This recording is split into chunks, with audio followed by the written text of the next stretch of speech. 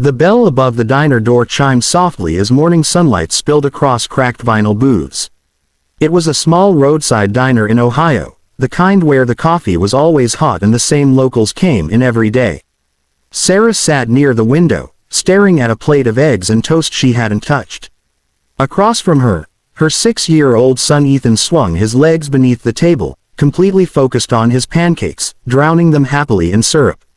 Sarah smiled when he laughed, but the smile didn't reach her eyes. She hadn't slept much. All night, numbers had circled her thoughts. Rent due in 5 days, electricity overdue, the last warning notice folded in her purse like a secret she couldn't escape. She had learned how to stretch meals, how to make excuses, how to tell herself hunger was something she could control. The waitress stopped by, refilling Ethan's glass. "You okay, honey?" she asked Sarah kindly. "Yes, just not very hungry," Sarah replied quickly, the words practiced and smooth. Ethan looked up then, his face sticky and curious.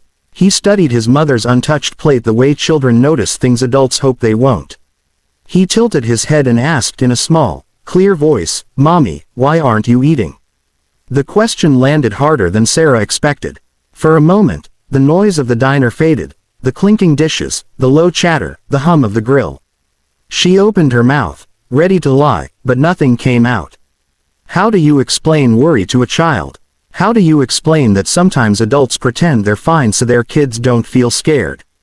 "I'm just full," she finally said, pushing a piece of toast toward the edge of the plate. Ethan nodded slowly, not fully convinced, but he went back to eating. Sarah stared out the window at passing cars and thought about how different life had been 2 years ago. Back then, she worked full-time at a retail store, always tired but always paid. Then the layoffs came. Promises of callbacks turned into silence. Applications disappeared into online systems that never replied. Each rejection chipped away at her confidence, but she kept going, for Ethan. She told herself missing meals was a small price to pay. Kids don't remember sacrifices, she thought. They remember being fed. Still, Ethan's question echoed in her mind, louder than the diner bell.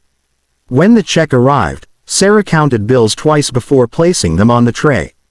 As they stood to leave, Ethan slipped his small hand into hers. "Mommy," he said quietly, "next time you should eat too. Eating makes you strong." Sarah swallowed hard. She knelt to his level and hugged him a little tighter than usual. In that moment, she realized something she'd been avoiding. Pretending everything was fine wasn't protecting Ethan, it was teaching him to ignore his own needs. As they stepped outside into the cold morning air, Sarah felt a shift inside her. One simple question from a child had exposed a truth she could no longer hide from herself. Something had to change, and for the first time in weeks, she allowed herself to believe that change might still be possible. The walk home from the diner felt longer than usual.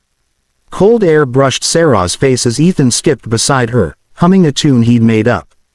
His small hand stayed wrapped around hers, warm and trusting. With every step, his question replayed in her mind, not accusing, just honest. "Why aren't you eating?" It wasn't just about food anymore. It was about everything she had been silently carrying. When they reached their apartment, Sarah sorted the mail on the kitchen counter.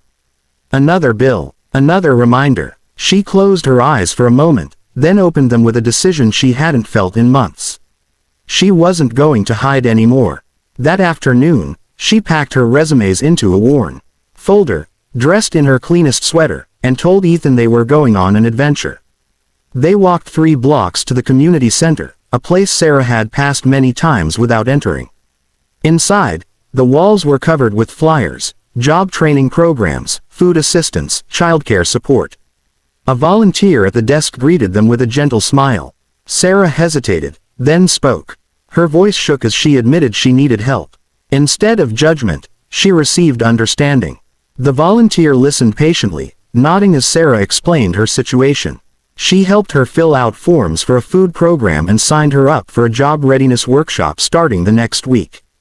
Another staff member brought Ethan crayons and paper, and he sat quietly, drawing a picture of their family under a big sun. For the first time in a long while, Sarah felt her shoulders relax. Asking for help didn't make her weak.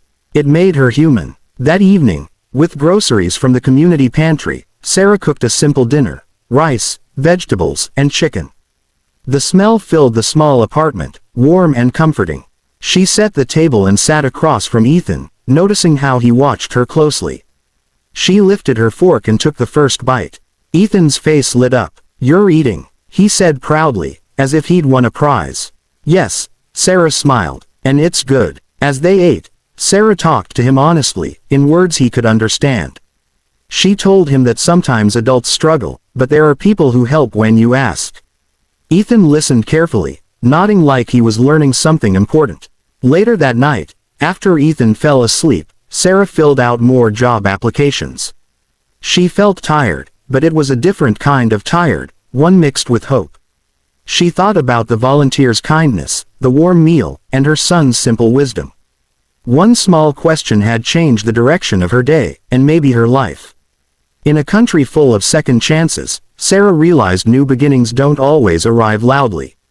Sometimes they start quietly, at a diner table, with a child brave enough to ask the truth, and a mother finally ready to listen. Morning light slipped through the thin curtains as Sarah woke before the alarm. For once, her first thought wasn't panic. It was purpose. Ethan slept curled on his side, clutching his favorite toy. Watching him breathe steadily, Sarah felt a calm determination settle in her chest. Yesterday had reminded her that change didn't happen all at once, but it could begin with one brave step. After breakfast, they walked back to the community center. This time, Sarah didn't hesitate at the door. She attended the job readiness workshop while Ethan stayed in the childcare room. The instructor spoke about confidence, interview skills, and believing in your own worth. Sarah listened closely, taking notes like a student who had rediscovered her future. When it was her turn to introduce herself, her voice trembled, but she spoke clearly. She talked about her retail experience, her reliability, and her willingness to learn. For the first time in months, she felt seen. Over the next week, Sarah followed a new routine.